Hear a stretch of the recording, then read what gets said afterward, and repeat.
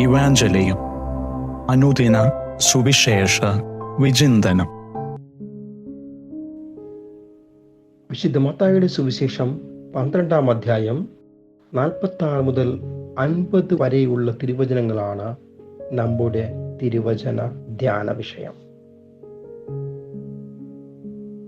ഒരുപക്ഷെ ഏറ്റവും കൂടുതൽ തെറ്റിദ്ധരിക്കപ്പെട്ട ഒരു സുവിശേഷ ഭാഗം എന്ന് ചിലരൊക്കെ ഈ തിരുവചനത്തെ വ്യാഖ്യാനിക്കാറുണ്ട്. യേശു പ്രസംഗിച്ചു കൊണ്ടിരിക്കുമ്പോൾ ഇത് യേശുവിൻ്റെ അമ്മയും സഹോദരരും അവനോട് സംസാരിക്കാൻ ആഗ്രഹിച്ചു വന്നപ്പോൾ ഒരുവൻ വന്ന് പറയുന്നുണ്ട്, നിന്റെ അമ്മയും സഹോദരരും നിന്നോട് സംസാരിക്കാൻ ആഗ്രഹിച്ച് പുറത്തു നിൽക്കുന്നു. യേശു പറയുന്നു, ആരാണ് എൻ്റെ അമ്മ, ആരാണ് എൻ്റെ സഹോദരൻ? ഒരുപക്ഷെ യേശു തൻ്റെ അമ്മയെയും സഹോദരിമാരെയും സഹോദരരെയും ശ്രദ്ധിച്ചില്ല, അവരെ ഒന്ന് നോക്കിയില്ല എന്നൊക്കെ തെറ്റിദ്ധരിച്ച് പറയുന്ന ചില വ്യക്തികളെയും സമൂഹത്തിൽ കണ്ടിട്ടുണ്ട്. എന്നാൽ യഥാർത്ഥത്തിൽ എന്താണ് ഈശോ ഈ തിരുവചനത്തിലൂടെ അർത്ഥമാക്കുക?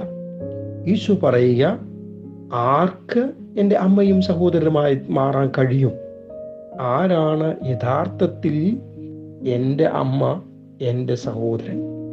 എൻ്റെ അമ്മയും സഹോദരനും സ്വർഗസ്ഥനായ എൻ്റെ പിതാവിൻ്റെ ഇഷ്ടം നിറവേറ്റുന്നവരാരാ എന്ന് മറ്റു ജനങ്ങളുടെ മുമ്പിൽ സാക്ഷ്യപ്പെടുത്തുന്ന ഈശോയെയാണ് നമ്മളിവിടെ കാണുക. ഞാൻ എൻ്റെ സ്വർഗസ്ഥനായ പിതാവിൻ്റെ കാര്യങ്ങളിൽ വ്യാപൃതനായിരിക്കുന്നത് പോലെ തന്നെ എൻ്റെ അമ്മയും സഹോദരരും എൻ്റെ സ്വർഗസ്ഥനായ പിതാവിൻ്റെ ഇഷ്ടം നിറവേറ്റുന്നവനാണ്. എന്നെ ഇഷ്ടപ്പെടുന്നവൻ, എന്നെ സ്നേഹിക്കുന്നവൻ എൻ്റെ പിതാവിൻ്റെ കൽപ്പനകൾ പാലിക്കും എന്ന് ക്രിസ്തു വചനം നാം മറക്കരുത്. അതെ, തൻ്റെ അമ്മയെയും സഹോദരരെയും മാതൃകയായി എടുത്തു കാണിക്കുകയാണ് യേശുനാഥൻ. ഒപ്പം ഈ തിരുവചനം നമ്മോട് പറയുന്ന മറ്റൊരു യാഥാർത്ഥ്യമുണ്ട്.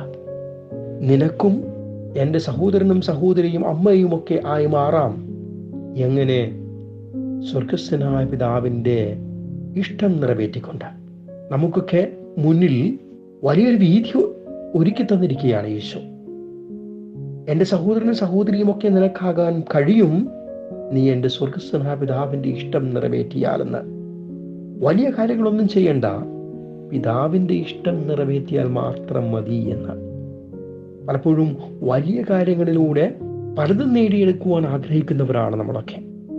സ്വർഗം നേടണമെങ്കിൽ മഹത്തായ അത്ഭുതങ്ങൾ ചെയ്യണമെന്നും വലിയ പുണ്യപ്രവർത്തികൾ ചെയ്യണമെന്നും ഒക്കെ ചിന്തിക്കുമ്പോൾ ക്രിസ്തു ഇത് എളിയ വാക്കിലൂടെ, പ്രവൃത്തിയിലൂടെ നിനക്കെങ്ങനെ സ്വർഗം നേടാൻ കഴിയും എന്ന് നമ്മെ പഠിപ്പിക്കുകയാണ്.